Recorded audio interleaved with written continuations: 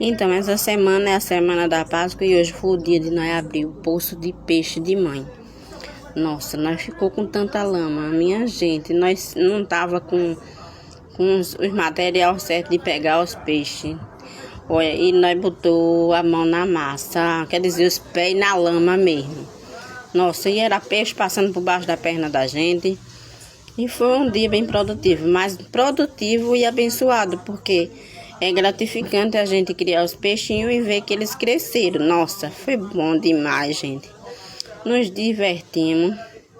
Olha aí, gente, olha, nos divertimos. Foi maravilhoso. Nós só temos que agradecer, mas nós ficou com lama até os cabelos, minha gente. Os peixes pulavam, nós botava o balde, ele pulava para cima. Nossa, foi muito bom mesmo. E nós só temos que agradecer. No final, deu tudo certo. E ainda teve as videocassetadas, que vocês prestem atenção nos vídeos aí. Olha como nós ficou lindas e maravilhosas.